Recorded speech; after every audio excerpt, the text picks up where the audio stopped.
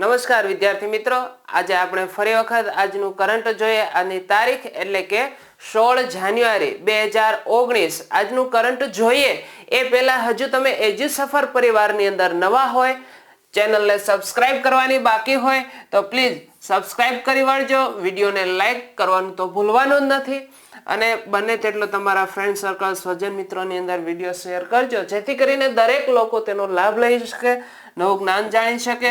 અને કોઈ સજેશન, કમેન્ટ્સની જરૂર હોય તો ચોક્કસ કમેન્ટ્સ બોક્સની અંદર જણાવશો. અને હા, પ્લે સ્ટોર ઉપર જઈ અને એજ્યુ સફર એપ ડાઉનલોડ કરવાની બાકી હોય તો એ પણ ડાઉનલોડ કરી વાળજો, જેથી કરીને education updates, GK, today technology, secondary, ટૂંકમાં કોઈ પણ જે માહિતી અમે એપ ઉપર મૂકીએ છીએ એ દરેક માહિતીનો તમને લાભ મળતો રહે. અને ટેલિગ્રામની અંદર જોઈન્ટ થવાનું બાકી હોય તો એ પણ જોઈન્ટ થઈ જજો, જેથી કરીને છે દરરોજના કરંટ આધારિત જે પ્રશ્નોત્તરી બને છે એ પ્રશ્નોત્તરીનો તમે લાભ લઈ શકો. ચાલો જોઈએ આજની તારીખ એટલે કે 16 જાન્યુઆરી આજનું કરંટ જોઈએ દિન વિશેષની અંદર કે 16 જાન્યુઆરી એટલે કે ઘેલુભાઈ નાયકનો આજે નિર્વાણ દિવસ. અહીંયા ઇમેજની અંદર આપણે જોઈ શકીએ છીએ કે ઘેલુભાઈ નાયક, કે આ એ જ વ્યક્તિ કે જે ડાંગના ગાંધી તરીકે ઓળખાય છે. ચાલો જોઈએ એમના વિશે કે તેમનો જન્મ એટલે કે શ્રી ઘેલુભાઈ નાયકનો જન્મ 19 જૂનના રોજ નવસારી જિલ્લાના ગણદેવી નજીક આવેલું કોલવા ગામ છે. નવસારી જિલ્લા નજીક આવેલી ગણદેવી નજીકનું કોલવા નામનું ગામ છે, ત્યાં એમનો જન્મ થયો હતો. તે એક ગુજરાત ભારતના એક ચળવળકાર અને ગાંધીવાદી હતા, એટલા જ માટે તેમને ડાંગના ગાંધી તરીકે ઓળખવામાં આવે છે. કારણ કે મહાગુજરાત આંદોલન જ્યારે થયું અને જ્યારે બૃહદ મુંબઈમાંથી આપણું ગુજરાત અલગ પડ્યું તો એ સમયે છે મહાગુજરાત આંદોલન વખતે ડાંગ જિલ્લાને મહારાષ્ટ્રમાં ભળી જતા બચાવવાની અંદર મદદ કરી હોય તો એ ઘેલુભાઈ હતા. કે તેઓને છે 1999 ગુજરાત વિદ્યાપીઠ તરફથી છે ગ્રામ સેવા પુરસ્કાર મળ્યો હતો. અને શ્રી ઘેલુભાઈ તેમનું અવસાન આજની તારીખ એટલે કે 16 જાન્યુઆરી 2015 ના રોજ આહવા, જે ડાંગ જિલ્લાનું વડમથક છે, ત્યાં અવસાન પામ્યા હતા. એક ચળવળકાર અને એક પ્રખર ક્રાંતિકારી એવા વ્યક્તિ કે જે ગુજરાત અને મહારાષ્ટ્ર જે બંને અલગ પડ્યા એ સમયે ડાંગ જિલ્લાને ગુજરાતમાં ભેળવવાની અંદર સૌથી વધારે મહત્વનો ભાગ ભજવ્યો હોય એવો કોઈ વ્યક્તિ હોય તો શ્રી ઘેલુભાઈ હતા. એને આપણે કેમ ભૂલીએ. નેક્સ્ટ ગુજરાતના ન્યૂઝ આજે જોઈએ તો સુરત એરપોર્ટથી ઇન્ટરનેશનલ ફ્લાઇટનો પ્રારંભ થઈ ગયો છે. આગામી સમયની અંદર પ્રારંભ થનારો છે 30 જાન્યુઆરી દરમિયાન, તો કે 30મી જાન્યુઆરીએ પીએમ શ્રી નરેન્દ્ર મોદી દ્વારા લોકાર્પણ થશે અને ત્યારબાદ છે એ ફ્લાઇટ છે એ શરૂ થઈ જવાની છે. 30 જાન્યુઆરી સુધી રાહ જોવું પડશે. ત્યારબાદ આ ફ્લાઇટ્સ એર ઇન્ડિયા એક્સપ્રેસ દ્વારા શરૂ કરવામાં આવી છે. આ ફ્લાઇટ એક સપ્તાહની અંદર એટલે કે એક સપ્તાહની અંદર 2 વખત છે ઉડાન ભરશે. અને પ્રથમ ઉડાન છે એ સુરતથી શારજાહ નામનો જે શહેર છે એ બંને વચ્ચે છે એ પહેલો પ્રારંભ થશે. શારજાહ છે એ સંયુક્ત આરબ અમીરાતનું એટલે કે યુએ નું એક શહેર છે. સંયુક્ત આરબ અમીરાત UAE, આપણે એ ટૂંકમાં નહીં ભૂલીએ, બરોબર. તો એમાંનું એક શહેર એટલે કે શારજાહ, ત્યાંથી સુરત, આ બંને વચ્ચે છે ફ્લાઇટનું આદાન પ્રદાન થશે અને અઠવાડિયાની અંદર કેટલી વખત? 2 વખત છે ઉડાન ભરશે. ત્યારબાદ આગળ આપણે રાષ્ટ્રીય ન્યૂઝની જો વાત કરીએ તો રાષ્ટ્રીય ન્યૂઝ એટલે શ્રી નરેન્દ્ર મોદીએ ઓડિશાના બાલાગીરમાં 1500 કરોડ રૂપિયાથી વધુ રૂપિયાની પરિયોજનાઓનું લોકાર્પણ એટલે કે ખાતમુહૂર્ત કર્યું છે, જે આગામી સમયની અંદર ઓડિશાના બાલાગીરની આસપાસના જે ક્ષેત્ર વિસ્તારો છે એમની અંદર અલગ અલગ યોજનાઓ છે એ લાગુ પડી છે અને જેના કારણે છે એ ઓડિશાનો ખૂબ જ સારો વિકાસ થશે. એમની અંદર ખાસ કરીને ઝારસુગુડા અને વિજયનગર આ એક પરિયોજના, અને બીજું છે સમલપુર અને અંગુલ, આ બંને વચ્ચે છે રેલવે લાઈન નખાવાની છે. અને આ રેલવે લાઈન છે એનું વિદ્યુતીકરણ કરવાની પ્રોજેક્ટ છે એ પરિયોજનાની અંદર લાગુ પાડવામાં આવ્યો છે. ફરી વખત યાદ કરીશું, ઝારસુગુડા અને વિજયનગર આ એક રેલવે લાઈન અને બીજી છે સમલપુર અને અંગુલ બીજી રેલવે લાઈન, આ રેલવે લાઈનનું વિદ્યુતીકરણ આ પ્રોજેક્ટ દ્વારા કરવામાં આવનારું છે. આ રેલવે લાઈન છે 813 કિલોમીટરની લંબાઈ વાળી છે. 813 કિલોમીટરની લાંબી છે એ બનાવવામાં આવશે અને વિદ્યુત લાઈન માટે 1000 કરોડ રૂપિયાનો છે ખર્ચ કરવામાં આવશે વિદ્યુતીકરણ કરવા પાછળ. બરાબર. આ બાલાગીર અને બિછુપાલી રેલવે લાઈનનું પણ ઉદ્ઘાટન કર્યું છે.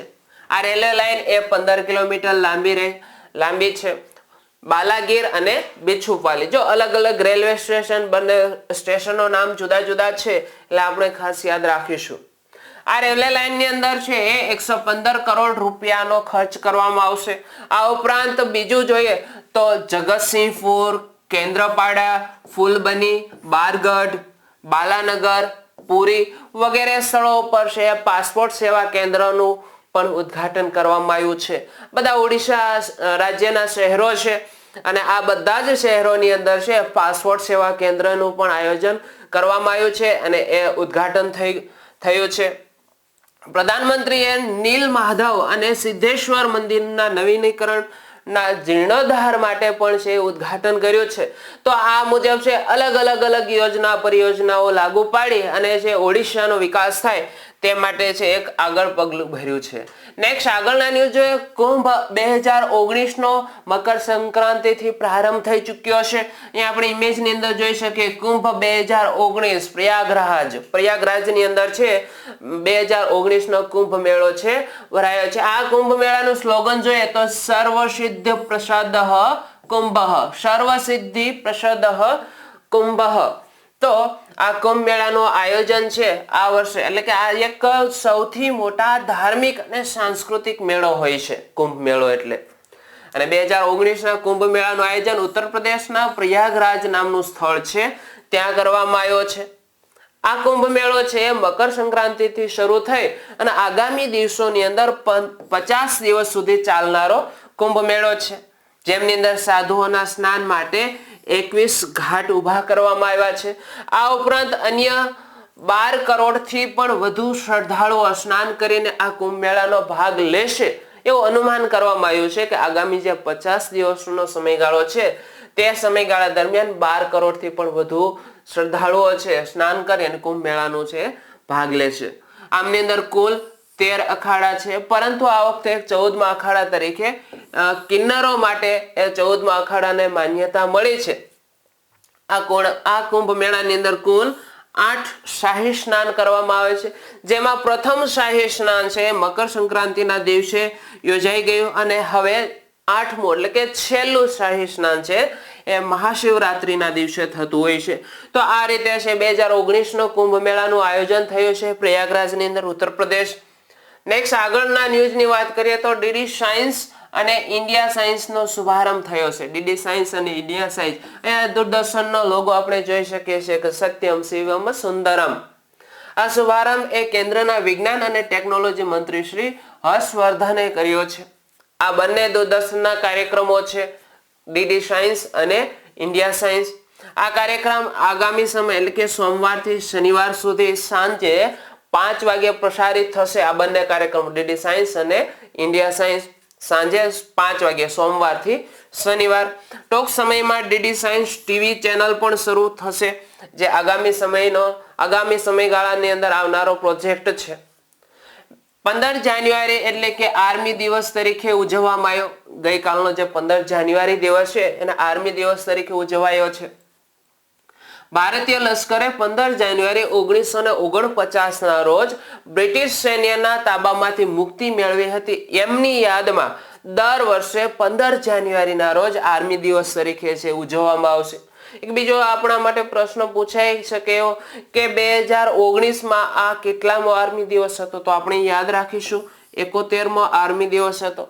હાલના આપણા આર્મીના વડા બિપિન રાવત છે અને એ પણ આપણે યાદ રાખીશું. એ ઇમેજની અંદર આપણે જોઈ શકીએ છીએ આર્મીના મુખ્ય વડા છે બિપિન રાવત.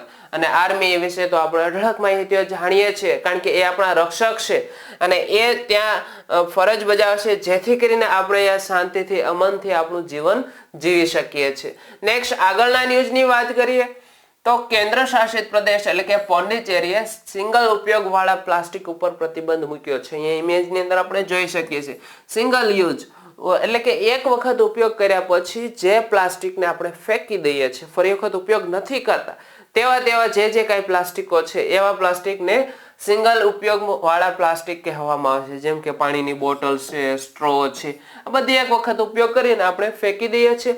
તો પોંડિચેરી એવો એક કેન્દ્ર શાસિત પ્રદેશ છે કે જેને પહેલી વખત આ સિંગલ યુઝ વાળા પ્લાસ્ટિક ઉપર પ્રતિબંધ મૂક્યો છે. પોંડિચેરીની આપણે જીકે રિલેટેડ ન્યૂઝ જોઈએ તો એમની અંદર માત્ર ને માત્ર 4 જ જિલ્લાઓ છે. પોંડિચેરીની રાજધાની પોંડિચેરી છે. પોંડિચેરીના ડેપ્યુટી ગવર્નર કિરણ બેદી છે, આઈપીએસ અધિકારી કિરણ બેદી. પોંડિચેરીના સીએમ શ્રી બી નારાયણ સ્વામી છે અને આ પોંડિચેરીના સીએમ હોવા છતાં આ એક રાજ્ય નહીં પરંતુ એક કેન્દ્ર શાસિત પ્રદેશની અંદર આવતો એક પ્રદેશ છે, ભાગ છે. તો આ પોંડિચેરી એટલે કે એક વખત ઉપયોગ થયા બાદ ફેંકી દેતા પ્લાસ્ટિક ઉપર પ્રતિબંધ મૂકનાર કેન્દ્ર શાસિત પ્રદેશ બન્યું છે. નેક્સ્ટ આગળના ન્યૂઝ જોઈએ. બી શ્રીરામને ICICI બેંકના સ્વતંત્ર નિર્દેશક તરીકે નિયુક્ત કરવામાં આવ્યા છે. જેઓ અત્યાર સુધી છે SBI ના મેનેજિંગ ડાયરેક્ટર તરીકે ભૂમિકા ભજવતા હતા. એ ઇમેજની અંદર આપણે જોઈ શકીએ છીએ શ્રી બી શ્રીરામ. અહીં આપણે એક ફૂલ ફોર્મ પણ યાદ રાખીશું. ICICI એટલે કે industrial credit and investment corporation of India. ફરી વખત industrial credit and investment corporation of India. ICICI નું મુખ્ય મથક છે મુંબઈ ખાતે આવેલું છે અને આ ICICI ની સ્થાપના છે એ 1994 ના રોજ કરવામાં આવી હતી. અહીં આપણે ઇમેજની અંદર લોગો પણ જોઈ શકીએ છીએ અને આપણે બધા જ છે આ બેંકની મુલાકાત તો લીધેલી જ છે, જાણીએ છીએ. નેક્સ્ટ આંતરરાષ્ટ્રીય ન્યૂઝની વાત કરીએ તો ઉસીર પંડિત USA માં સુપ્રીમ ના છે જજ બન્યા છે. અહીંયા ઉસીર પંડિત જોઈ શકીએ છીએ કે તેઓ છે એ USA માં સુપ્રીમના જજ બન્યા છે. તેમનો જન્મ ગુજરાતના અમદાવાદ ખાતે થયો હતો. તેઓ 70 ના દાયકામાં એટલે કે 1970 ની આસપાસનો જે સમયગાળો છે ત્યારે એ 11 વર્ષની વયે છે પહેલી વખત USA ગયા હતા, 11 વર્ષની વયે. અને તેઓ છે ન્યુયોર્કમાં સુપ્રીમ કોર્ટમાં જ્યુડિશિયલ ડિસ્ટ્રિક્ટ જજ તરીકે નિમણૂક પામ્યા છે. આમાંથી એક પ્રશ્ન આપણા માટે કે આંતરરાષ્ટ્રીય ક્ષેત્રે છે આપણા ગુજરાતના એવા વ્યક્તિ ઉસીર પંડિત કે જે USA ની અંદર સુપ્રીમ જજ બન્યા છે, એટલે આપણા માટે ખૂબ મહત્વની બાબત કહી શકાય કે ન્યુયોર્કની અંદર સુપ્રીમ કોર્ટના જ્યુડિશિયલ ડિસ્ટ્રિક્ટ જજ તરીકે નિમણૂક પામ્યા છે. અમેરિકામાં સુપ્રીમ કોર્ટમાં નિમણૂક પામનાર આ ભારતીય ગણી શકાય તો પ્રથમ મહિલા વ્યક્તિ છે કે પ્રથમ મહિલા વ્યક્તિ અને વિદેશની અંદર છે એ સુપ્રીમ જજ તરીકે નિયુક્ત પામ્યા હોય. રમત જગતની વાત કરીએ તો મનુ સૌની ICC ના નવા CEO બન્યા છે, જેઓ ફેબ્રુઆરીથી પોતાનું પદ સંભાળશે. હાલમાં ICC ના CEO ડેવિડ રિચર્ડસન છે અને મનુ સૌની એ સિંગાપોર સ્પોર્ટ્સ હબના CEO અને સ્પેનના સ્ટાર સ્પોર્ટ્સના MD તરીકે રહી ચૂક્યા છે. મનુ સૌની હાલ માન્ચેસ્ટર યુનાઇટેડ લિમિટેડ કંપનીમાં ઓડિટ કમિટીના એક નોન એક્ઝિક્યુટિવ ડાયરેક્ટર અને મેમ્બર તરીકે એક કામ કરી રહ્યા છે. અહીં આપણે સાથોસાથ ICC નું ફૂલ ફોર્મ પણ જોઈ લઈએ કે ICC એટલે કે international cricket council. International cricket council અને ICC નું હેડક્વાર્ટર છે એ દુબઈની અંદર આવેલું છે. અને CEO શું તો એનું ફૂલ ફોર્મ પણ આપણે જાણી લઈએ કે chief executive officer. Chief executive officer એ CEO નું ફૂલ ફોર્મ છે. ત્યારબાદ નેક્સ્ટ આગળ આપણે જોઈએ કે તમને જે દરરોજના 5 કમ્પ્યુટરના પ્રશ્નો આપ્યા છે એ 5 કમ્પ્યુટરના પ્રશ્નો વિશે આપણે ચર્ચાઓ કરીએ. તો જે ગઈકાલે 5 પ્રશ્નો આપ્યા હતા એ પ્રશ્નો વિશે જોઈએ તો પહેલો પ્રશ્ન તો કયો ડેટા પ્રોસેસિંગ નું ઉત્પાદન કરે છે? કયો ડેટા પ્રોસેસિંગ નું ઉત્પાદન કરે છે? તો જવાબની અંદર આવશે માહિતી. બીજો પ્રશ્ન તો કમ્પ્યુટર લેબમાં કયા કમ્પ્યુટર્સ વપરાય છે? કમ્પ્યુટર લેબમાં કયા કમ્પ્યુટર્સ વપરાય છે? Micro computer. ત્રીજો પ્રશ્ન તો પ્રથમ કમ્પ્યુટરની ભાષા કઈ હતી? ફોર્ટ્રન. ફોર્ટ્રન જે પ્રથમ કમ્પ્યુટરની ભાષા હતી. ચોથો પ્રશ્ન કયું માઇક્રો કમ્પ્યુટરનો એક પ્રકાર છે? તો અહીંયા અલગ અલગ પ્રકારો જેમ કે પીસી છે, લેપટોપ છે, ટેબ્લેટ છે, આ બધા માઇક્રો કમ્પ્યુટરના પ્રકારો છે. પાંચમો પ્રશ્ન હતો, પ્રથમ મિકેનિકલ કમ્પ્યુટર કયું છે? Z1. પ્રથમ મિકેનિકલ કમ્પ્યુટર Z1 છે. તો આગળના આજે પણ તમને બીજા 5 કમ્પ્યુટરના પ્રશ્નો આપ્યા છે, એ પાંચેય પ્રશ્નોના જવાબ અમને કમેન્ટ સ્વરૂપે ચોક્કસ જણાવશો. ખૂબ સારો પ્રતિભાવ મળી રહ્યો છે અને અમને ખૂબ આનંદ પણ થાય છે કે દરરોજે જે કંઈ પ્રશ્નો પૂછીએ છીએ એના ચોક્કસ પરફેક્ટ જવાબો અમને મળી રહ્યા છે. ખૂબ ગર્વની બાબત છે. તો ચાલો આજે પણ તમને એવા 5 પ્રશ્નો આપીએ. પહેલો પ્રશ્ન, સુપર કમ્પ્યુટર પરમનું નિર્માણ કોણે કર્યું હતું? સુપર કમ્પ્યુટર પરમનું નિર્માણ કોણે કર્યું હતું? નેક્સ્ટ બીજો પ્રશ્ન, ઇન્ટેલ 4004 ઇન્ટેલ 4004 ની શોધ કોણે કરી છે? ત્રીજો પ્રશ્ન, ઘર માટેના કમ્પ્યુટર અને પીસી એટલે શું? ઘર માટેના કમ્પ્યુટર અને પીસી એટલે શું? ચોથો પ્રશ્ન, કમ્પ્યુટરના કાર્ય આધારિત પ્રકારો કેટલા છે? કમ્પ્યુટરના કાર્ય આધારિત પ્રકારો કેટલા છે? અને પાંચમો પ્રશ્ન, માઇક્રો પ્રોસેસરની પેન્ટિયમ ચિપનું નામ જણાવો. માઇક્રો પ્રોસેસરની પેન્ટિયમ ચિપનું નામ જણાવો. તો આ 5 પ્રશ્નોના જવાબો અમને કમેન્ટ સ્વરૂપે ચોક્કસ જણાવશો અને બને તેટલો વિડીયોને છે તમે લાઈક કરો, શેર કરો, કમેન્ટ્સ આપો ચોક્કસ, અને બને તેટલો છે વિડીયોને છે તમારા ફ્રેન્ડ સર્કલની અંદર શેર કરો જેથી કરીને દરેક વિદ્યાર્થી મિત્રો તેનો લાભ લઈ શકે.